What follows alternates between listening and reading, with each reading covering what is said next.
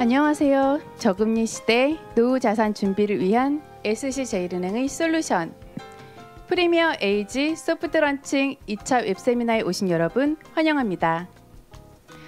저는 오늘 사회를 맡은 SC제일은행 방카슈랑스부 도하진 차장입니다.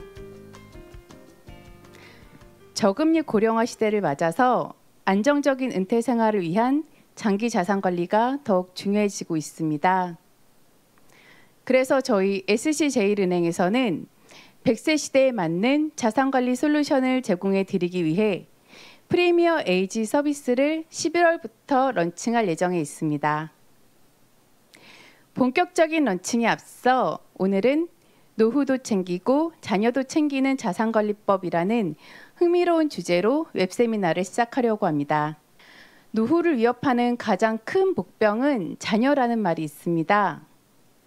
한 조사 자료에 따르면 50대 퇴직자들의 가장 큰 걱정거리는 자녀에게 지출되는 비용이라고 하는데요. 노후를 챙기자니 자녀가 걱정되고 자녀를 챙기자니 노후가 걱정되는 분들이 저희 고객님들 중에도 많이 계실 것 같습니다. 자, 그럼 미래에셋 은퇴연구소 김동엽 상무님을 모시고 부모와 자녀가 함께 행복한 자산관리법에 대한 얘기를 함께 들어보도록 하겠습니다. 안녕하세요, 상무님. 예, 안녕하십니까. 네, 요즘은 100세 시대라는 말도 좀 진부하게 들릴 정도로 수명이 빠르게 늘어나고 있습니다. 2018년 기대 수명이 평균 82세라고 하는데 1970년도 기대 수명은 62세였더라고요. 반세기 만에 수명이 20년이나 늘어난 건데요. 이렇게 계속 의학 기술이 발전하다 보면 평균 수명이 100세를 넘길 날도 멀지 않았다는 생각이 듭니다. 그러면 상무님, 인간은 몇 살까지 살 수 있는 걸까요? 그렇게 위대한 질문을 저한테 해주시면 일단 뭐 사람이 몇 살까지 살 수 있느냐 여기에 대해서 뭐 명확한 답변은 없는 것 같아요. 근데 그래서 네. 제가 그런 질문들을 좀 많이 받다 보니까 여기저기서 이제 자료를 찾다가 재밌는 자료를 하나 찾았어요. 네. 희한하게 거기 질문에 대한 답변이 성경책에 있더라고요. 성경책 네. 보면 이제 창세기 편에 보면 노아의 방주 이야기가 나오는데 거기 보면 6장 부분의 1절부터 3절 사이의 내용이 이렇게 노아의 방주가 끝나고 이제 아들과 딸들이 이렇게 새로운 인류가 나왔잖아요. 네. 얼마나 살 수 있을까라는 질문에 하느님께서 이제 그들의 날들은 한 120년 정도 될 거다. 이야기를 해놓으셨어요. 그래서 이걸 가지고 이제 수명을 연구하는 학자분들이 인간 수명의 한계는 한 120살 정도 되지 않나? 뭐 이런 이야기를 해요. 그래서 정말 그럴까 싶어가지고 제가 기네스북을 한번 뒤져가지고 이 세상을 살다 간 사람 중에 가장 오래 산 사람이 누군지를 한번 찾아봤어요. 네. 누구냐고 하면 프랑스 남부의 아를 지방이라는 곳이 있는데 이게 어디냐면 빈센트 반 고흐 아시죠? 네. 그 화가가 이제 별이 빛나는 밤에를 막 그렸던 그 아를 지방에서 사셨던 분인데 네. 이분이 1875년도에 태어나셔서 우리나라에 이제 IMF 위기가 있던 1997년까지 사셨어요. 그러니까 122년 164일. 그러니까 아까 성경책에 인간의 수명의 한계가 뭐 120년 정도 될 거라는 네. 예언이 어떻게 보면 좀 맞아 들어가는 네. 것 같기도 해요. 그래서 제가 궁금해서 이분 자료를 이렇게 저렇게 찾다 보니까 재밌는 사진이 몇 장 있더라고요. 그 중에 이제 화면에 나가시면 보실 텐데 22살 때 찍었던 사진이 하나가 있어요. 네. 프랑스 남부의 아가씨 사진이죠. 이제 22살이면 1875년에 태어났으니까 1897년? 네. 우리나라 이제 갑오 농민 전쟁이 끝나고 나서 얼마 있지 않았을 때 그 무렵 그때 한 22살 된 프랑스 남부의 아가씨한테 가서 이제 한번 질문을 던져보는 거예요. 아가씨 몇 살까지 살 것 같아요? 누가 도차장님한테 와가지고 몇 살까지 살 거냐고 물어보면 몇 살이라고 답하시겠어요? 저는 아직 많이 어리기 때문에 가늠을 할 수 없지만 한 7, 80살 정도 7, 얘기할 80살? 것 뭐 아까 같습니다. 평균 수명 이야기하시면서 뭐 82세 뭐 이런 이야기 하셨으니까 대부분 사람들은 자기 수명을 이야기할 때 평균 수명에 맞춰서 이야기하는 경향들 거기는 뭐 플러스 알파 정도로 해서 이야기를 하시는데 이분이 살았던 1897년도 22살 때 유럽 사람들의 평균 수명이 어느 정도 됐을까를 한번 찾아보면 당시 자료 중에 재밌는 게 1891년도에 프로이센이라는 나라를 통일했던 비스마르크가 그 프로이센을 복지국가로 선포하면서 네. 60세부터 국민들한테 연금을 주겠다고 했었어요. 근데 사람들이 뭐라 그러냐면 야 평균 수명이 60이 안 되는데 뭐 60세부터 연금을 주는 게 무슨 의미가 있냐 이야기를 했으니까 그때 당시에 수명이 60세가 안 됐다는 거죠 평균이. 그러면 그러니까 장칼명 할머니 같은 그때 당시 아가씨죠. 당시 22살인 아가씨는 자기가 몇 살까지 살리라고 생각했을까? 많아야 60살? 그렇죠. 그 정도 생각했을 거예요. 근데 실질적으로 살았던 거는 122년 164일을 살았으니까 만약에 자기가 기대했던 것 이상의 삶을 여생? 짜투리 삶이라고 생각하면 이분 같은 경우에는 자기가 살았던 삶보다 더 긴 삶을 짜투리라고 생각하고 살았을 거예요. 그러니까 수명이라는 거는 중요한 거는 내가 얼마만큼 사느냐 평균에 맞춰서 생각할 게 아니고 그거보다 더 오래 살았을 때도 내가 어떻게 살 수 있느냐 그런 거에 준비하는 것들이 좀 상당히 중요한 문제지 않을까라는 생각들을 좀 해봅니다. 그래서 그러면서 이제 수명에 대한 이야기가 그러면 사람은 120살까지만 살고 마느냐 여기에 대해서도 또 다른 이야기들이 많아요. 네. 이게 화면에 나가는 게 이제 타임지 표시 화면인데 커버 스토리 제목이 뭐냐면 올해 태어난 아기는 142살까지 살 거다. 어마무시하죠. 142살. 그랬더니 이제 블룸버그에서는 뭐냐 그러면 포에버 필이라는 약을 먹으면 173세? 그러니까 사람의 수명이라는 게 도대체 어디까지 갈지에 대해서 잘 모르겠다는 거예요. 그래서 수명에 대해서 이제 세계적인 논쟁 같은 게 벌어진 게 있는데 어떤 거냐면 2000년대 초반에요. 텍사스 대학교에 오스테드라는 교수님이 계세요. 그분이 의학기술이나 아니면 보건기술이 지금처럼 발달해 나간다고 그러면 인간 수명은 150살까지도 늘어날 수 있다.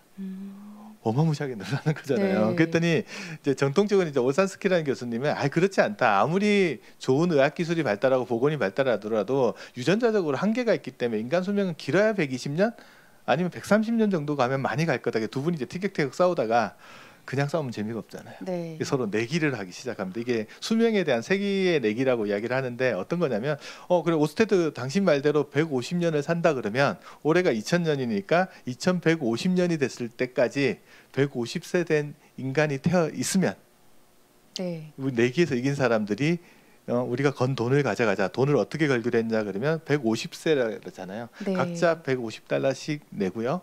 150년 동안 또 매년 또 10달러씩 내서 그 돈을 모아가지고 2150년이 됐을 때까지 150세 인간이 출연하면 네. 그 돈을 이긴 오스테드 교수 당신이 가져가라. 근데 만약에 그때까지 그런 사람이 나오지 않으면 그 돈은 올산스키 교수가 가져가는 거예요. 네. 근데 중요한 게 있어요. 뭐냐면 올산스키가 됐던 오스테드가 됐던 저분들이 2150년까지 살아 있을까?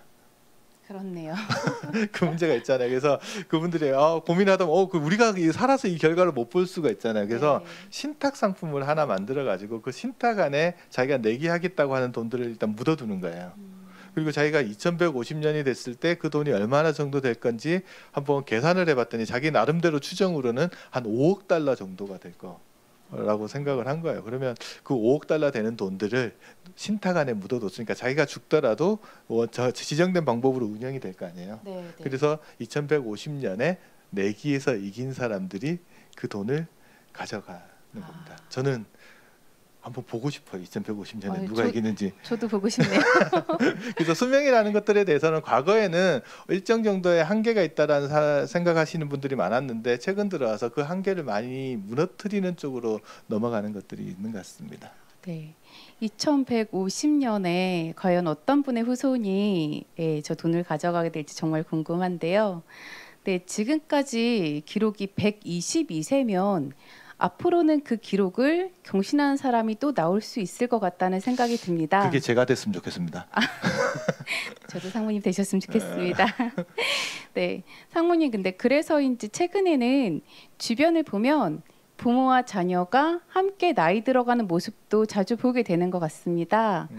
그래서 노노부양이라는 말도 있던데 이건 어떤 의미인지 말씀 부탁드립니다. 아까 수명이 계속 늘어나면 만약 제가 100살까지 산다고 치면 제 자녀가 몇 살이나 됐을까? 70살은 됐을 거예요. 네. 그러니까 그렇죠. 나이 든 자녀가 나이 든 부모를 부양하는 시대를 우리가 노노부양 시대라고 그러거든요. 네. 근데 이 개념을 조금 더 틀어서 보면 요즘은 자녀가 부모를 모시기보다는 이제 따로 사는 가정들이 더 많죠. 그렇죠. 그러니까 늙은 배우자가 나이 든 배우자를 부양하는 경우도 이것도 노노부양에 해당이 되는 거예요. 근데 일본 같은 경우에는 이제 누워 있는 와병 환자들을 뭐라고 부르냐면 네타키리라고 부릅니다. 일본 말로 네루가 누워 있다고 키루가 붙어 있다. 그러니까 누워서 붙어 있는 사람. 말 그대로 와병 환자잖아요. 네네. 와병 상태에 있는 분들한테 가서 질문을 해봐서 지금 현재 당신을 부양해주고 있는 사람의 나이가 어떻게 되십니까? 라는 질문을 던졌을 때 80% 이상이 60세 이상이라고 답을 했어요. 그러니까 현재 실질적으로 노인이 노인을 부양하는 시대가 돼버린 거잖아요. 네.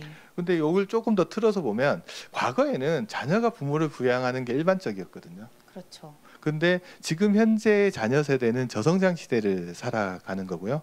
지금 현재 부모 세대는 한창 경제가 발전해 왔던 고성장 시대를 살아가면서 부를 이뤄왔던 세대예요.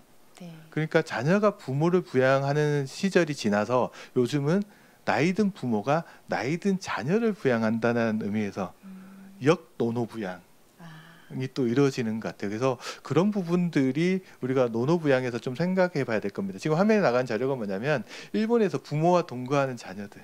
네. 그러니까 부모들 중에 자녀분들 중에 나이가 들어서 이제 부모 곁을 떠나지 않는 자녀들이 많죠. 한국에서는 그걸 뭐라고 부르죠?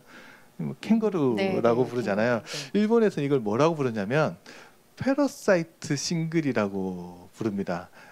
화면에 지금 한번 넘겨보시면 이제 패러사이트 싱글 시대라는 게 이게 야마다 마사히로 교수님이 1990년대 초반에 보니까 일본 사회의 자녀들 중에서 부모로부터 독립하지 않는 자녀들이 너무 많은 거예요.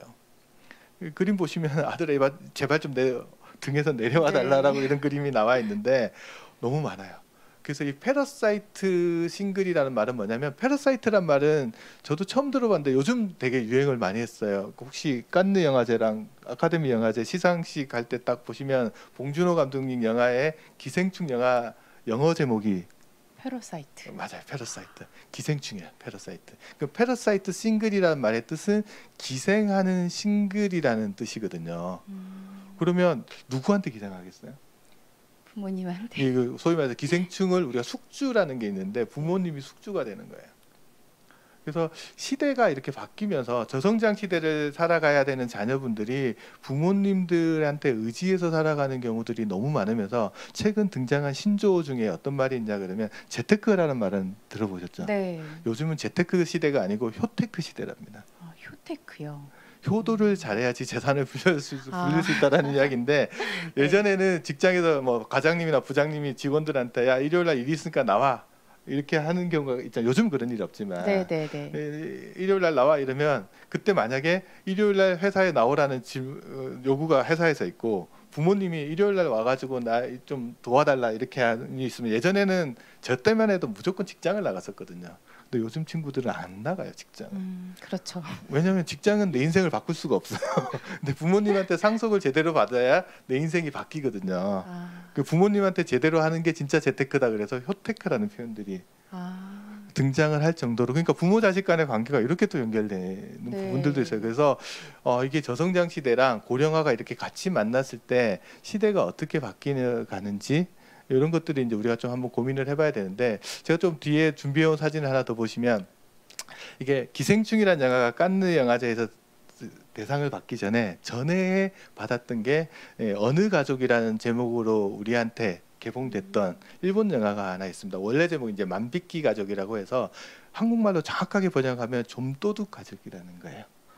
이 내용이 어떤 거냐 그러면 부모님이 그러니까 모시고 살던 부모님이 돌아가시면 원래는 부모님이 살아 계시는 동안은 부모님의 연금으로 가지고 가족이 생계를 유지해 나갔거든요. 근데 부모님이 돌아가시고 나면 국가에서 받는 연금이 더 이상 나오지 않잖아요. 네. 그러니까 사망 신고를 못 하는 거예요. 그래서 사망 신고를 하지 않고 부모님 연금을 계속 받아가면서 이제 가족을 유지해 나가는 이 실화를 바탕으로 만들어낸 영화가 이제 이게 어느 가족이라는 영화인데 영화를 한번 뭐 찾아서 보시면 재밌는 네네. 건데 이거 한번 보시면 그래서 일본 사회에서 이게 어떤 흐름을 가지고 이게 진행되어 왔는지를 잘 보면 우리나라도 그런 변화가 있지 않을까를 한번 생각을 해볼 수 있을 것 같아요. 아까 이제 야마다 마사히로 교수님이 패러사이트 싱글을 처음 이야기했을 때가 1990년대였거든요. 네. 그로부터 그 20대, 30대들이 독립하지 않고 부모님한테 기대서 사는 삶을 살아갔는데 그로부터 10년, 20년이 지나서 2010년대 정도 이렇게 가서 보니까 그분들이 이제 청년이 중년이 돼 있잖아요. 네. 중년이 되어 있는 상황에서도 여전히 부모로부터 독립하지 않고 부모님한테 기대 살아가는 가족들이 되게 많은 거예요. 그래서 그 상황을 보고 패러사이트 싱글에서 이분들이 중년 패러사이트로 진화했다라고 이야기를 해요. 아, 근데 중년이 되면 내가 40살 정도 되거나 50살 정도 되면 부모님 나이가 70에서 80 정도 되잖아요. 네네. 그러니까 부모님의 연금에 의지해서 살아간다고 해서 이분들을 또 연금 패러사이트라고 아, 부르기도 해요. 그러다가 이제 부모님이 돌아가시면 더 이상 연금이 안 나오니까 네. 이 문제를 해결하는 방법 중에 하나가 뭐예요? 사망 신고를 안 하는 거죠. 그게 이제 유령연금하고 연계를 돼서 나오는데 이거 관련돼서 이제 일본 영화들 몇 개 좀 찾아보면 재밌는 게 많아요. 뭐냐면 백엔의 사랑이라는 걸로 한국에 개봉된 게 있는데 넷플릭스나 이런 데서 한번 다운받아 보시면 여기 자녀들끼리 막 싸움을 하는데 동생이 언니한테 뭐라고 하냐면 야 누구야 너는 부모님의 연금을 갉아먹고 사는 애야 이런 이야기들이 막 나와요. 그리고 최근에 한국에 발간됐던 이제 노후자금이 없습니다라는 소설도 보면 거기서 나이 드신 할머니가 아르바이트를 합니다. 어떤 아르바이트를 하냐면 유령연금이 하도 많아지다 보니까 우리나라 보면 보건복지부가 되겠죠. 이제 보건복지부에서 이분이 진짜 살아있는지 점검을 나가기 시작하는 거예요. 네. 그러니까 나이 드신 할머니 중에 한 분이 그거 대행 역할을 하는 거예요. 마치 살아있는 것처럼 가가지고 네. 누워 있으면서 내가 그 사람인 것처럼 행동을 하고 보여주면 이제 알바비를 얼마를 받는 거예요. 그런 이야기들이 에피소드로 나올 정도로 이 고령사회라는 게 또 우리가 생각하는 것만큼 그렇게 뭐 아름다운 모습만 가지고 있지는 않고 또 이 연금이라는 것들이 자녀하고 어떻게 연결돼서 일어나는지들도 우리가 한번 좀 짚어서 볼 수 있는 부분인 것 같아서 좀 씁쓸하긴 하지만 이런 변화가 있구나. 저성장 시대를 살아가는 자녀 그리고 고성장 시대를 살아오면서 고령화를 맞은 부모들 간의 관계 정립이 상당히 중요한 부분이지 않나라는 생각들을 해봅니다.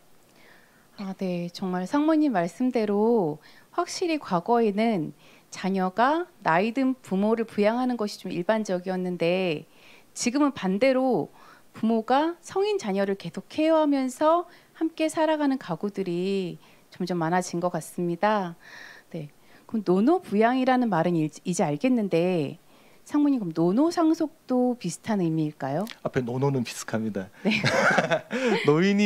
노인을 부양하는 게 노노 부양이라고 하면 노노 네. 상속이란 말은 뭐냐면 제가 예를 들어 한 90살, 100살까지 살다가 죽으면 제 자녀 나이도 70 네. 넘었겠죠. 그러면 제가 노인으로 사망할 때 그 재산을 받는 사람의 나이도 노인이라는 거예요. 네. 근데 일본 사회에서 이거 되게 크게 문제가 되고 있는데 한국도 이거 마찬가지 문제가 될 가능성들이 상당히 많고 재밌는 그림을 하나 보여드릴게요. 찰스 황태자 아시죠? 네. 영국의 황태자인데 찰스 황태자 우리는 황태자라고 하면 예전에 뭐 황태자의 첫사랑 뭐 황태자 백마를 타고 나오고 이런 생각을 하는데 귀공자를 찰스 떠올리죠. 황태자 나이를 한번 봐보십시오. 이분이 1948년에 태어나셨거든요. 네.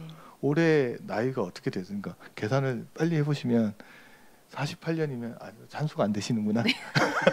72살이잖아요. 이분이 왕이 아니고 여전히 황태자세요. 왜 그럴까? 어머님이 엘리자베스 여왕이시잖아요. 어머님이 1926년생이세요.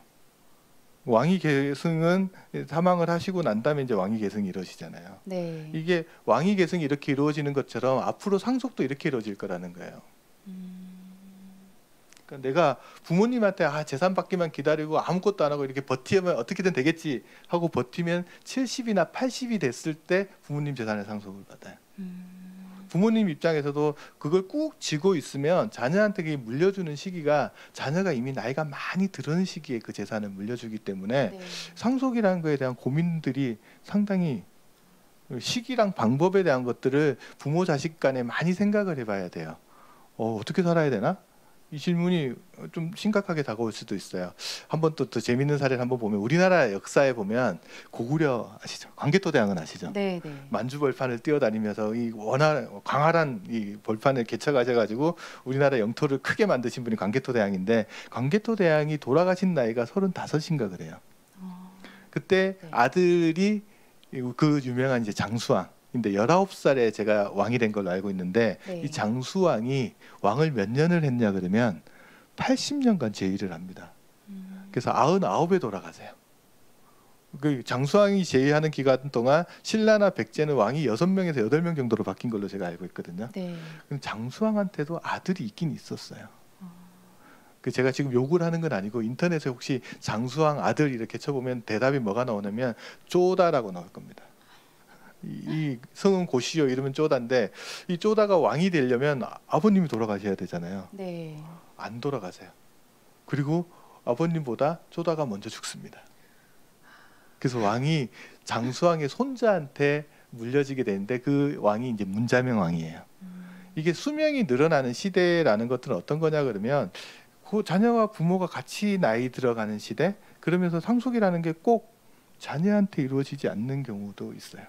건너뛰는 경우들도 있어요. 네. 그래서 이런 부분들이 우리가 어떻게 시기적으로나 아니면 뭐 방법적으로 자녀들한테 재산을 물려주는 것들에 대해서 고민을 하게끔 만드는 거죠. 그래서 어떻게 해야 되나? 나는 언제쯤 어떤 방법으로 자녀한테 재산을 물려주는 게 좋을까? 아니면 자녀 입장에서는 부모님하고 어떤 관계를 만들어가는 게 좋을까? 이거 되게 고민스럽지 않겠어요? 이 시대가 네. 지금 그렇겠네요. 장수왕의 고민, 이 쪼다의 고민을 한번 네. 생각해 보는 게 되게 의미 있을 것 같습니다. 네. 네, 상무님 말씀대로 정말 그렇게 되면 자녀에게 재산을 물려주더라도 언제 어떻게 물려주느냐가 정말 중요할 것 같다는 생각이 듭니다. 그럼 상무님, 자녀에게 재산을 좀 일찍 물려주고 효도계약서 같은 걸 작성하는 건 어떨까요? 뭐 그것도 하나의 방법이 될 수는 있겠어요. 원래 이제 자녀한테 재산을 물려주는 거, 그러니까 A가 B한테 재산을 물려주는 걸 우리가 증여라고 이야기를 네. 하잖아요. 근데 증여는 법률적으로 보면 이거를 편무계약이라고 해요. 좀 어려운 말 같은데 편무는 한 사람만 의무를 부담하는 계약. 네. 재산을 주는 사람은 재산을 줄 의무가 있지만 그걸 받은 사람이 그 돈을 어디다 어떻게 쓰든지에 관해서는 아무런 의무가 없어요. 그러다 보니까 부모 입장에서는 재산을 물려주고 나서 뭐 자녀가 자기한테 자기를 부양하지 않더라도 어떻게 할 방법이 없잖아요. 그렇네요. 지금 그러다 보니까 부모 입장에서는 아이고 지금 빌려주면 안 돼 이렇게 생각을 하는데 그렇다고 또 자녀를 보니까 아 이거 자꾸 뭐 사업 자금도 달라 그러고 생활 자금도 달라고 그냥 또 안 줄 수도 없는 상황이에요. 그러다 보니까 이제 증여는 하되 네가 나를 부양할 의무도 같이 끼워서 증여를 하는 방법을 고안하다가 생각해낸 게 효도계약서입니다. 이제 효도계약서는 일반적인 증여랑 차이점은 뭐냐 그러면 그러니까 먹튀를 막는 거죠. 계약서를 쓰는 거예요. 네. 내가 지금 이 돈을 물려줄 테니 네. 너는 나를 부양을 해라.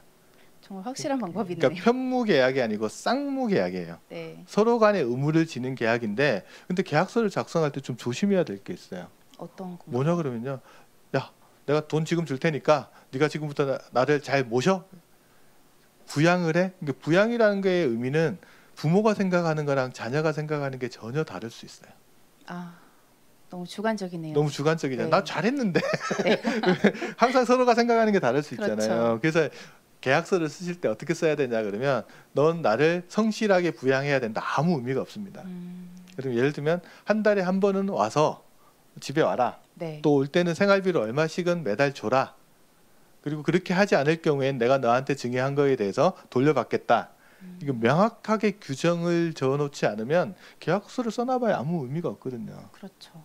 그래서 그걸 써놓는데 이게 둘이 정서에 안 맞아요. 맞아요. 그걸 부모 자식 간의 도리를 계약서로 써가지고 뭐 이렇게 한다라는 것 자체가 잘 안 와닿잖아요. 네. 그리고 더 중요한 건 그래서 그렇게까지 어렵게 써놨는데 자녀가 안 지킨다. 네. 안 지키면 어떻게 되나요? 안 지키면 자녀는 난 나름 열심히 했어 이렇게 할 거 아니에요. 네. 그럼 안 지키면 결국은 또 어디까지 가야 되면 소송을 가야 돼요. 근데 자녀를 상대로 소송을 한다라는 것 자체도 쉽지 않지만 소송까지 간다고 하면 부모 자식 간의 관계는 어떻게 되겠어요? 파국으로 그냥 이제 치닫겠죠. 더 이상 얼굴 안 보는 것까지 가기 때문에 이게 참 네. 어려운 거예요. 이게 신뢰가 사라지고 네. 부모 자식 간의 도리를 계약 관계로 바꿔놓는 일이기 때문에 네. 상당히 좀 좋은 면도 있지만 우리 정서에도 안 맞고 더 중요한 건 돈이 들어가요. 계약서 작성하는데도 돈이 들어가고 소송하는데도 비용이 들어가고 결국은 부모 자식 간의 이익이 되기보다는 변호사한테만 이익이 될 가능성도 상당히 많은 부분들이 있어서 이 네. 효도계약서라는 것들은 정서적으로 이럴 수도 있다라는 것들도 뭐 정도 생각하는 건 좋은데 실행하기는 참 어렵다. 그 부분들이 그렇겠네요. 이제 좀 고민이 되는 부분입니다. 네, 상무님 말씀대로 아무래도 부모 자식 간의 도리를 계약서를 통해서 그러니까 법적으로 의무화한다는 게 아무래도 저희 정서상 아직은 많이 꺼림칙하게 느껴지는 것 같습니다. 그러면 상무님, 계약서를 작성하는 거 말고 좀 다른 방법은 없을까요? 뭐 다른 좋은 방법으로 어떤 게 있을까라는 생각을 해보면 유언 대용 신탁이라는 게 있어요. 네. 이건 뭐냐면 자기가 가지고 있는 재산은 이제 금융기관 같은 이제 수탁기관에다가 맡겨놓는 거예요.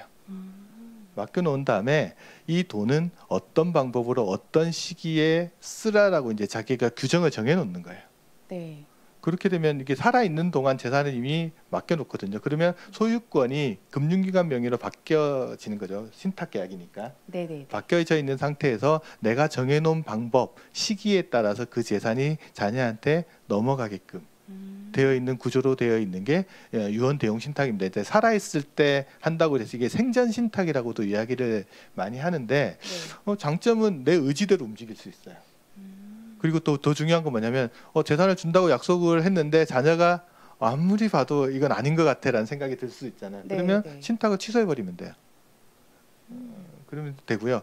이게 유언하고 유언 대용 신탁이 어떻게 다른지 질문을 또 하시는 분들도 계신데 유언이라는 거는 딱 유언서를 써놓으면 사망하는 시기에 재산이 넘어가잖아요. 네. 유언 대용 신탁은 그렇지 않을 수도 있어요. 내가 그래요? 죽고 나서도 네. 기간을 정해가지고 내가 죽고 3년 뒤, 5년 뒤에 이런 방식으로 줘라. 한꺼번에 재산을 주지 말고 얘는 좀 문제가 있으니까 뭐 1년에 한 번씩 얼마씩 줘라. 이건 정말 좋은 것 같네요. 그런 식으로 자기 의지를 반영해가지고 재산을 증여하는 시기, 넘겨주는 시기들을 다 정할 수 있는 게 네. 가장 좋은 방법이에요. 근데 문제가 있죠. 수수료가 좀 들어요. 아, 그런 문제들도 네. 있고요. 그래서 이제 유언 대용 신탁을 쓰시는 분도 계신데 유언서를 좀 잘 작성하는 것도 하나의 방법이지 않냐라고 이야기해서 이제 유언서 관련된 이야기들도 좀 많이 합니다. 그러니까 유언서를 작성하는 방법은 보시면 한 5가지 정도가 있는데 네. 가장 많이 쓰는 게 이제 자필 증서랑 공정 증서라는 것들을 많이 써요. 그래서 간단하게 이제 자필 증서 유언서를 쓰는 방법들을 이야기를 한번 해드리면 또 빈 종이를 하나 가져옵니다. 거기다가 쓰시면 돼요. 내가 글씨를 너무 못 쓰니까 타이핑을 하겠다, 컴퓨터로 쓰겠다, 다 무효입니다. 직접 써야 되는 건가요? 자필 증서라는 말 그대로 자기가 손으로 쓰는 겁니다. 네. 그래서 처음부터 끝까지 자기 손으로 써야 되고 한자라도 타이핑되거나 이런 게 들어가면 안 되고요. 그럼 쓰실 때 유언장 쓰시고요. 유언자 누구, 몇 년 몇 월 생. 네. 그다음 주소를 꼭 쓰셔야 돼요. 최근에 이 주소를 안 써가지고 무효가 되는 유언장들이 되게 많이 나오더라고요. 그래서 제가 물어봤어요. 변호사분한테 왜 주소 왜 써야 되는 거예요? 물어봤더니 동명이인 때문에. 주소까지 같이 써놓으면 동명이인을 방지할 수 있잖아요. 그래서 그 내용들을 쓰고 그다음에 유언사항을 쓰시는데 자 내가 죽으면 내 재산 누가 가져라 이거 가지고 의미가 없어요. 이것도 쓰실 때 꼼꼼하게 잘 써야 되는데 재산이 이제 부동산도 있고 네. 금융재산도 있잖아요. 네. 부동산 쓰실 때 예를 들면 이런 거죠. 저기 압구정동에 있는 부동산은 누가 가져라 이렇게 쓰면 압구정동에 부동산이 한두 개가 아니잖아요. 그렇죠. 그렇게 쓰실 게 아니고 정확하게 하셔야 돼요. 등기부 등본을 딱 떼셔가지고 등기부 등본상에 지번이 나오잖아요. 네. 압구정동 몇 다시 몇 번지에 있는 부동산의 건물과 토지는 누가 내가 사망한 다음에 가져가라. 정확하게 이렇게 쓰셔야 되고요. 금융재산도 내가 가지고 있는 금융재산 누가 가져 이게 아니고 네. 무슨 은행에 어떤 지점에 있는 계좌번호 몇 번에 있는 돈 이렇게 좀 명확하게 쓰셔서 유언서를 작성을 해주셔야 네. 나중에 소송에 문제가 별로 없어요. 그래서 꼼꼼하게 그런 내용들을 다 기재를 해놓으시고 그다음에 작성 일자를 꼭 쓰셔야 됩니다. 왜냐하면 유언서를 여러 개 작성하시는 경우도 있잖아요. 그렇죠. 그런 경우에는 작성 일자가 마지막에 게 유효하거든요. 아, 그래서 날짜 꼭 쓰시고 마지막에 유언자 이름 딱 쓰신 다음에 날인을 하셔야 되는데, 날인이라는 거는 인감 도장을 찍으셔도 되고 뭐 막도장을 찍으셔도 되고 우무인도 찍으셔도 되는데 네. 사인은 안 돼요. 아, 서명 안 되나요? 날인이잖아요.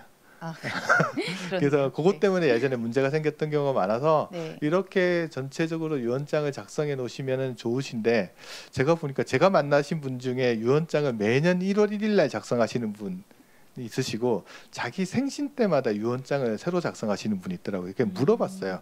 번거롭게 왜 그러시냐고 제가 여쭤봤더니, 유언장을 그렇게 정기적으로 작성을 하면 그날은 꼭 자녀들이 손자 데리고 온대요. 뭐 이유는 말씀 안 드려도 대충 알 거예요. 그래서 이렇게 작성을 하면서 자기 재산도 한번 정리를 하고 네. 내가 의지를 표명하는 거잖아요. 그렇죠. 자필 증서의 가장 큰 장점은 일단 돈이 안 들어가요. 자기가 쓰니까. 네. 그리고 비밀을 유지할 수 있는 장점도 있어요. 근데 단점이 있어요. 너무 비밀이 잘 유지돼서 유언서가 있는지 없는지도 모를 수가 있어요. 그리고 또 그렇겠네요. 형식을 누락하면 무효가 될 수도 있기 때문에 네. 형식 잘 갖춰 쓰는 게 중요하고요. 이거가 힘드신 분이 이제 공정증서를 쓰는 게 있는데, 이거는 네. 공증인 2명을 데려다가 자기 유언 사항들을 정확하게 하시고 공정을 받는 거예요. 아, 그리고 우리 흔히 공증받는다, 공증받는다 하잖아요. 네. 좋기는 한데 비용이 들어가요. 아, 비용이 예, 들어가는군요. 그래서 자필 증서나 이제 공정 증서를 활용하셔가지고 내가 사망한 다음에 내 재산이 어떤 방식으로 이전될 건지에 대해서 미리미리 의사를 표현해 놓지 않으면 결국 마지막에 상속인들끼리 모여서 싸우거든요. 그렇죠. 그래서 저런 유언서나 이런 것들이나 아니면 유언 대응 신탁 같은 것들을 활용해서 내 재산으로 인해서 내 자녀들이 고통받지 않게끔 네. 그런 것들을 미리미리 좀 정해놓는 것도 되게 중요한 일이 같습니다. 네. 유언 대용 신탁과 유언장에 대해서 말씀해 주셨는데요. 특히 유언 대용 신탁은 상속 시기를 정해서 물려줄 수도 있고, 또 자녀가 불효하게 되면은 신탁을 해지할 수 있다는 점이 좀 장점인 것 같습니다. 네, 관리 비용이 좀 자녀 많이 입장에선 단점입니다. 네, 근데 관리 비용이 좀 많이 드는 거는 좀 많이 아쉽네요. 네. 그럼 상무님, 외국에서는 종신보험을 이용해서 자녀에게 재산을 물려주는 경우도 좀 있다고 하는데 이 방법은 어떨까요? 종신보험 이용한다는 거 가지고 저도 이 책을 보면서 그 이야기를 알았는데, 다 쓰고 죽으라는 책이 있습니다. 그러니까 어르신들한테 이야기하면 너무 좋아하세요. 자녀들한테 이 책을 딱 보여주시면서 야, 이 책 봐, 다 쓰고 죽으라 그러잖아. 자녀들한테 이야기를 하시는데, 이 내용은 어떤 거냐 그러면, 자녀들한테 재산을 물려주고 뭐 이런 것 때문에 막 꼭 쥐고 계신 분들 많거든요. 네. 죽어서 자녀들한테 뭐라도 하나 물려줘야지 라는 생각 때문에 소비를 하지 못하시는 분들이 되게 많으세요. 네. 그런 분들한테 대놓고 다 쓰고 죽어도 된다 이야기를 하고, 어떻게 그럴 수 있냐, 자녀한테 뭐라도 줘야 되지 않냐라고 하면 자기 거 다 쓰고 죽고 대신 종신보험을 하나 가입을 하라는 거예요. 예를 들어 뭐 자녀한테 물려줄 금액이 1억이다. 1억을 물려주고 싶다. 2억을 물려주고 싶다 그러면, 내가 1억을 물려주고 싶으면 1억짜리 종신보험을 하나 가입해서 수익자로 자녀를 지정해주고, 내가 가지고 있는 나머지 자산은 다 나를 위해서 쓰라는 거예요. 그러면 이제 부유하게 살 수 있고 자녀한테는 딱 원하는 만큼만 재산을 물려주는 플랜을 세울 수가 있거든요. 네, 네. 그래서 자기가 가지고 있는 재산을 연금 형태로 만들어서 내가 필요한 시기에 언제든지 꺼내 쓸 수 있게끔 만들고, 그다음에 자녀한테 물려주고 싶은 돈은 그 크기만큼만 정해서 이렇게 물려주는 방법들의 하나가 이제 종신보험을 활용하는 네. 방법들이죠. 그러니까 그런 식으로 이제 처리를 하는데, 제가 만난 분 중에 하나가 그런 분 계셨어요. 어떤 분이냐면 늦둥이를 보셨어요. 네. 40 중반에 자녀를 하나 낳아서 키우는데, 제가 만나면 뭐가 제일 걱정스러워서요 그랬더니, 내가 살아있는 동안은 걱정이 안 돼. 근데 내가 갑자기 사망하거나 그러면 이 자녀한테 뭐 어떻게 해줘야 될지 잘 모르겠다. 그래서 그러면 제가 이렇게, 잘 생각해 보십시오. 자녀한테 물려주고 싶으신 게 뭐였더니, 그래도 집 한 채는 물려줘야지 이런 생각을 하더라고요. 당시에는 네. 집값이 좀 싸서 한 4, 5억 정도면은 살 수 있었으니까. 네, 네. 제가, 그러시면 5억짜리 종신보험을 하나 드세요. 그리고 나머지는 편하게 가시면 당신이 어떤 경우를 당하더라도 5억은 생겨 있으니까 네. 그 돈 가지고 자녀가 살 수 있을 겁니다. 그리고 나머지 돈들은 자기가 편하게 쓰시면 됩니다. 네. 이런 식으로 설계를 해 나가는 게 이제 다 쓰고 죽어라 플랜이에요. 그래서 자녀 명의로 수익자를 지정해 놓고 본인은 피보험자로 설정해서 이제 이런 것들을 하는데, 일본에 갔더니 또 재밌게 활용을 하더라고요. 일본 사람들 패기치기 싫어하거든요. 그래서 어떠냐면 자기가 죽어서 자기 자녀한테 패기치기도 싫어해요. 아, 죽으면 들어가는 비용 중에 장례비가 들어가고 또 뭐가 낙골당 비용 들어가고 이런 네. 비용 그렇죠. 들어가잖아요. 그래서 일본에는 종활이라는 게 있습니다. 슈가스라고 하는데 뭐냐면 인생의 마지막을 준비하는 활동. 아, 거기 가면 유언서도 써보고요. 관 안에 들어가서 누워서 죽음이 뭔지도 임상체험도 해보고요. 네. 그러면서 뭘 하냐 그러면 내가 죽었을 때 발생하는 비용만큼은 종신보험으로 딱 가입해 두는 거예요.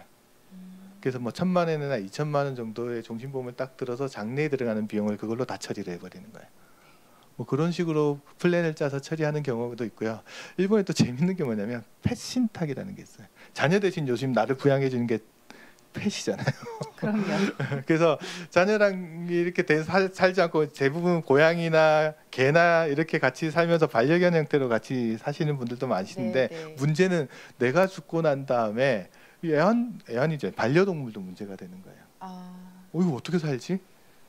그래서 신탁 상품을 가입을 하고요. 신탁 안에 종신보험을 하나 집어넣습니다. 내가 죽으면 500만 원에서 1,000만 원 정도를 만들게 나오고 그 돈을 가지고 남아 있는 개나 고양이가 살아갈 수 있게끔 신탁에서 이렇게 지원을 해주는 플랜을 만들어 놓는 거예요. 재밌죠 이런 거. 네. 그러니까 고령화 사회가 되면 내가 사후에 일어날 일들에 대해서 준비하는 것들이 네. 상당히 또 중요한 플랜들이 되어가는 것 같아요. 그렇겠네요. 네. 정말 종신보험을 가입을 해서 사망보험금을 자녀에게 물려주는 방법도 좀 좋은 대안이 될 수 있을 것 같다는 생각이 듭니다. 근데 상무님, 만약에 물려줄 만큼 현금이 많지 않고 집 한 채만 덩그러니 있는 경우도 있잖아요. 이런 경우에는 주택연금을 활용해서 생활비를 마련하는 것도 좋은 방법인 것 같은데, 근데 또 그렇게 되면 자녀한테는 물려줄 게 없어서 고민이라는 분들도 많으시더라고요. 그렇죠. 이제 네. 주택연금이라는 건 자기 집을 담보로 맡기고 이제 연금을 네. 받는 제도거든요. 지금 현행 법은 어떻게 돼 있냐 그러면 집을 담보로 맡길 때 당시에 부부 두 사람 중에 한 사람이 55세 이상이면 돼. 연장자가 그러니까 집 주인하고는 상관없이 소유자랑은 상관없이 연장자가 55세만 넘으면 네. 집을 담보로 맡기고 연금 형태로 받으실 수 있어요. 뭐 집값은 시가 기준으로 9억 원 이하이시면은 연금을 신청해서 받으실 수가 있고요. 연금액이 결정되면 본인하고 배우자가 전부 사망할 때까지 연금을 받을 수 있어요. 근데 생각해 보면은 말씀하셨듯이 현금은 거의 다 떨어지고 집 한 채만 덩그러니 남은 입장에서는 이 방법이 좋은 방법일 수도 있잖아요. 네. 그러니까 이게 주거랑 내가 살고 있는 주거도 같이 하면서 생활비도 받아서 쓸 수 있는 좋은 방법이거든요. 제가 앞서 이제 잔 루이스 칼망 최고로 오래 사신 분 이야기 해드렸잖아요. 네, 네, 네. 이분이 적극적으로 이 비슷한 방법을 활용하셨는데 이분이 90살 되셨을 때 네. 그 현금은 거의 다 떨어지고 집만 한 채 덩그러니 남아 계셨었어요. 네. 이분 생각에는 집을 팔면은 살 곳이 없고 집을 안 팔자니 생활비가 없고 고민스럽잖아요. 어떻게 할까 고민을 하다가 집을 팔기는 파는데 이걸 조건을 좀 특이하게 해서 팔았어요. 어떻게 파냐 그러면 지금 이 집을 사시는 분은 나한테 집값을 일시금으로 주지는 않는 거예요. 아, 그럼. 당시 그분이 살던 집의 가격이 한 1억 정도 됐는데 이분은 네. 계약을 어떻게 하셨냐 그러면 1억을 목돈으로 받지 않고 매달 50만 원씩 받아요.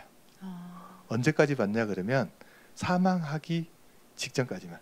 아, 그러면 정신적- 50만 원씩 이렇게 받으면 계약하는 사람 입장에 집을 사는 사람 입장에서는 어떤 생각을 할 거냐면 저 상대방 장칼망 할머니가 몇 살까지 살까 하는 고민할 거 아니에요. 그렇죠. 1년을 살면 50만 원이니까 12달 하면 600만 원, 집값은 1억이면 손해 볼 일이 없죠. 그렇죠.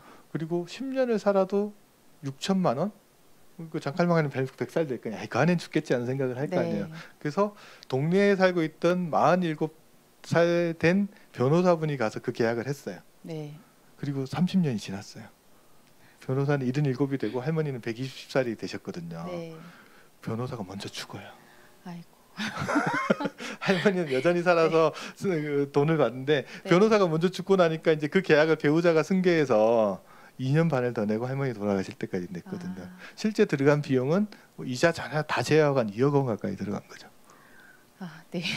이게 뭐냐면 이게 연금화 시켜놨을 때의 장점들에 대한 이야기를 하는 거예요. 그러니까 네. 할머니 입장에서는 자칫 잘못하면 한 달만 살고 돌아가시면 50만 원밖에 못 받지만 네. 이 수명이란 건 알 수 없는 그렇죠. 일이기 때문에 캐시플로우를 이렇게 길게 만들어 놓는 게 훨씬 더 좋다는 거죠. 예를 들어서 그분이 이런 이야기를 하는 거죠. 예를 들면 살아 있을 때 부자가 죽어서 부자보다 낫다. 죽었을 때 집 한 채 덩그러니 남아 있는 것보다 살아 있을 때 캐시플로우가 일정하게 나오게끔 설계를 해 놓는 것들이 훨씬 낫다. 이게 이제 제도화돼서 나와 있는 상품으로 나와 있는 게 이제 주택연금 형태라고 보시면 되는데, 네. 이 주택연금이 참 좋기는 한데 가입하시는 분들이 되게 꺼려하세요. 왜 꺼려하시냐면 이 생각이죠. 집 한 채는 자녀한테 물려주고 싶은데, 이 생각이 있잖아요. 그쵸. 그래서 그 생각 때문에 주택연금을 가입하시려고 하다가도 주저주저 하시거든요. 아이고, 그래도 자식한테 그래도 내가 뭐 다른 건 다 못해도 뭐 살 집 한 채는 물려주고 싶은데, 이 생각을 가지고 있는데 또 막상 또 가진 게 집 한 채밖에 없으면 좀 선택은 해야 되잖아요. 그렇죠. 그래서 이제 이걸 이제 주택연금을 그러면 어떻게 상환하는지를 좀 잘 알면 그런 걱정을 좀 덜 수 있을 것 같아요. 주택연금 가입하시는 분이 처음에 어떻게 하냐면, 야, 국가에 집 뺏기는 거 아니야? 이런 생각을 하는데 상황 구조가 그렇게 돼 있지는 않아요. 이제 본인하고 배우자가 전부 사망을 하시면 자녀가 그 집을 매각을 할 수 있잖아요. 네. 그 매각을 하면 그 매각 자금이 부모님이 이때까지 여태껏 받아갔던 연금액 부채보다 클 수도 있고 작을 수도 있죠. 네. 그래서 커서 돈이 남으면 그 돈을 누가 가져가냐면 자녀가 가져가요. 그리고 네. 혹시나 부모님이 너무 오래 살거나 그 주택연금 가입 기간 중에 집값이 크게 하락할 수도 있잖아요. 네. 그래서 부채 금액이 집 처분 가입보다 훨씬 클 수도 있어요. 네. 그런 경우에 자녀가 갚아야 되냐면 갚지 않아도 돼요. 아, 그래서 이런 조건으로 돼 있으니까 혹시 모자라면 더 안 갚아도 되고 남으면 자녀한테 그 돈이 상속이 되거든요. 네. 그러니까 자기의 노후도 챙기면서 자녀한테 일정 부분 상속도 해줄 수 있는 방법이라고 생각을 하시면 좀 편한 마음으로 자녀한테 이제 집도 물려주고 자기 생활비도 마련할 수 있는 방법으로 이제 주택연금을 활용하는 경우들도 있을 것 같습니다. 네. 뭐 주택을 담보로 연금을 받다가 주택을 처분한 금액이 남으면 자녀에게 물려줄 수 있어서 되게 좋은 것 같아요. 근데 요즘처럼 집값이 좀 크게 상승하는 시기에는 집을 담보로 주택연금 받는 것이 좀 다소 망설여지시는 분들도 계실 것 같습니다. 혹시 연금보험 같은 금융상품을 활용해서 노후연금도 받고 자녀에게 재산을 물려줄 수 있는 방법은 없을까요? 뭐 그런 방법들도 있을 것 같은데, 제가 이제 만났던 분 중에 어떤 분이 계셨냐 그러면 나이가 한 90살 정도 되셨는데 자녀분하고 이제 같이 사시고 계세요. 그래서 자녀분이 어떠냐면 장애 상태에 계신 거예요. 심각한 장애는 아닌데 약간 혼자서 생활하기는 약간 힘든 정도 돼요. 이제 그분이 걱정되시겠네요. 뭐가 제일 걱정스러우세요? 제가 질문을 던졌더니 하시는 말이, 야, 나는 이렇게 살다 가면 되는데 내가 죽고 난 다음에 내 자녀들과 어떻게 살지 그게 참 걱정이 된다. 쟤는 그냥 냅두면 돈을 주더라도 이게 한꺼번에 잘못하면 다 없어질 수도 있고 그러잖아요. 그렇죠. 그래서 이제 그분한테 제가 제안이 드린 건 뭐냐 그러면, 연금 계약을 하나 하시는데 계약자나 수익자는 현재는 본인이 살아계시니까 본인이 돈을 내고 본인이 연금 받는 형태로 계약은 하시는데, 네. 피보험자를 자녀로 한번 해보십시오라고 이야기를 한번 드렸어요. 네. 그러면 종신형 연금이라는 것은 뭐냐 그러면 피보험자가 살아있는 동안 연금을 계속 받을 수 있는 제도거든요. 그러니까 살아있을 때는 내가 돈 내고 내가 받지만 네. 내가 죽어도 자녀가 살아있으면 그 돈이 계속 나오잖아요. 네, 네. 그럼 그 돈을 연금을 받을 권리를 이제 자녀가 상속해서 이렇게 가져가는 형태로 해서 계속 이제 연금을 수령하면 나도 노후를 설계를 하고 자녀도 노후를 설계를 할 수 네. 있는 경우가 있어요. 저번에는 어떤 분을 또 한번 만나봤더면 자녀가 자꾸 사업 자금을 달라고 그러는데 이 돈만 주면 어디 가서 다 써버리는 거예요. 네. 믿을 수가 없다. 그래서 돈은 주고 싶은데 목돈은 주기 싫다. 이러신 분도 네. 계세요. 네. 그래서 이분도 마찬가지로 계약자나 수익자는 본인을 지정하고 피보험자를 자녀로 지정을 해서 연금 형태로 주는 거예요. 살아 계실 때는 이렇게 네. 주고 돌아가시더라도 목돈을 한꺼번에 줘버리면 다 써버릴 수 있어요. 다 써버리니까 적어도 최소한 생활비는 연금 형태로 네. 나오게끔 만들어 놓는 게, 이 종신형 연금이라는 것들은 계약 설정 내용을 보면은 중도에 해지를 못하게 돼 있어요. 그렇죠. 연금 형태로만 수령을 하게끔 되어 있어서 이런 형태로 계약을 만들어 놓으면 적어도 자녀가 이렇게 자기 재산을 잘 관리 못하더라고 하더라도 기본적인 생활비는 이런 연금 형태로 계속 수령을 하게끔 연금으로 이제 상속이나 네. 증여를 해주는 방법들이 있어서 이런 종신형 연금을 계약자, 수익자, 피보험자 관계를 좀 잘 지정해 놓는 게 필요해요. 그래서 네. 사람들이 이제 계약자는 뭐고 수익자는 뭐고 피보험자는 뭔지 또 물어보시거든요. 네, 네. 계약자는 쉽게 이야기하면 보험료 내는 사람, 아, 돈 내는 사람. 돈 내는 사람. 네. 수익자는 그 연금을 받아가는 사람. 돈 받는 사람. 네. 피보험자는 종신형 연금인 경우에 그 사람이 살아 있는 동안 연금이 나오게끔 아, 되어 있는 네, 네. 거라고 보시면 돼요. 그래서 계약자, 수익자, 피보험자를 지정하기에 따라서 상당히 다양한 형태를 네. 만들어낼 수가 있어요. 이게 종신형 연금보험이 해지가 안 된다고 하셨는데 그러면 나중에 이 종신형 연금을 자녀가 받게 되더라도 중간에 뭐 해지를 해서 목돈으로 찾아 쓴다거나 할 수가 없겠네요. 그렇죠. 정확하게 네. 종신형 연금은 중도 해지가 불가능하고 연금 형태로만 일단 개시가 되고 난 다음에는 네. 연금 형태로만 이제 수령을 하게끔 되어 되게 있습니다. 안정적으로 자녀에게 재산을 물려줄 수 있는 장점이 있는 것 같고요. 네. 그럼 종신형 연금보험을 활용하면 하나의 연금 상품으로 부모가 연금을 받다가 사후에는 자녀가 이어서 연금을 수령할 수 있는 점이 정말 좋은 것 같습니다. 네, 노후도 안전하게 지키면서 자녀에게 재산을 물려줄 수 있는 좋은 솔루션인 것 같고요. 그런데 상무님, 연금을 상속하게 되면 자녀가 상속세를 내는 거 아닌가요? 뭐 크면 금액이 크면 상속을 내는데, 그러니까 저기 보시면 이제 우리가 일반적으로 재산을 물려주는 형태는 덩어리 형태의 큰 자산들을 물려주는 거잖아요. 네. 근데 종신형 연금이 됐던 연금을 물려준다라는 거는 미래에 발생하는 캐시플로우를 받을 권리를 물려주는 거잖아요. 아, 네. 그래서 그 미래에 그럼 받을 권리를 어떻게 평가할 거냐라는 것들이 되게 중요한 거거든요. 그렇죠. 언제까지 살지 모르는데. 그래서 일단 중요한 건 뭐냐면 미래에 몇 번을 받을지 모른다는 거죠. 그렇죠. 수명이라는 게 한정돼, 수명이 계속 늘어나거나 네. 얼마만큼 사람의 건강 상태에 따라 다 달라지는 거라서 네. 평가 방법에 대한 이야기들을 이제 좀 한번 해봐야 되는데, 네. 연금이라는 것들은 어떻게 평가할 거냐라고 하면, 예를 들어서 연금 중에도 종신형 연금 말고 기간을 딱 정해서 받는 연금 있죠. 확정형 연금보험. 확정형 연금, 10년, 20년 정해가지고 기간을 받았는데, 내가 예를 들어 확정형 연금을 가입을 하고 나서 내가 뭐 5년만 살다가 사망을 했다. 그러면 15년 동안 받을 권리가 물려주는 경우가 생기죠. 네. 그러면 15년치 받을 권리를 현재 가치로 할인을 합니다. 근데 할인율이 되게 중요하겠죠. 네. 지금 현재 법에 2020년 현재는 미래에 받을 현금 흐름을 할인할 때 3.0% 정도를 적용을 하게끔 되어 있어요. 네. 그러면 할인율이 시중 금리보다는 좀 높으니까 네. 실제 받는 돈보다는 약간 더 적게 평가되는 부분이 있죠. 아, 이렇게 평가한 금액이랑 네. 그러니까 확정형 연금 같은 경우는 종신형 연금과 다르게 중도에 해지도 할 수 있거든요. 그렇죠. 그럼 해약 환급금도 있잖아요. 네. 해약했을 때 받을 수 있는 돈이랑 이렇게 평가해서 받을 수 있는 금액 중에 큰 금액이 상속세 과세 대상 자산에 포함되는 거예요. 아, 네.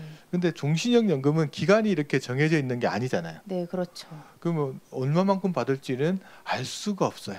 네. 그래서 피보험자, 자녀분이겠죠. 네. 자녀분이 살아있는 자녀분의 기대여명을 한번 계산해 보면 통계청에서 나오는 기대여명표가 있을 거 아니에요. 네. 그 기대여명표에 따라서 얼마 정도 받을 거라고 가정을 하고 그 금액을 아까 할인율 3% 정도로 네. 할인을 하게 되면, 이때 평가 방법상의 이점은 자녀가 기대여명보다 더 오래 살 경우 아, 더 많은 연금을 받잖아요. 네, 그리고 네, 할인율이 시중 금리보다는 높기 때문에 상대적으로 평가에서 받는 금액이 실질적으로 목돈을 줄 때보다는 좀 적게 평가될 가능성도 좀 있다라는 거죠. 그래서 이제 이런 세금적인 것들을 떠나서 네. 이 플랜을 활용하는 사람 입장에서는 생각해야 될 게 뭐냐 그러면, 나랑 자녀가 둘 다 잘 살 수, 윈윈할 수 있느냐, 그렇죠. 그런 관점에서 설명을 해보시고 이제 평가를 해서 나오는 금액은 상속세 과세 대상 자산에 포함되는 거지, 거기 바로 상속세가 때려지는 건 아니거든요. 네. 그럼 다른 재산이 많으시면은 상대적으로 세금을 좀 더 내실 거고, 네. 그렇지 않으면 뭐 상속세를 일정 규모에 의하면 상속세를 안 내는 경우도 그렇죠. 있으니까 네. 그런 거는 좀 이해를 하고 계시면 좋을 것 같습니다. 네.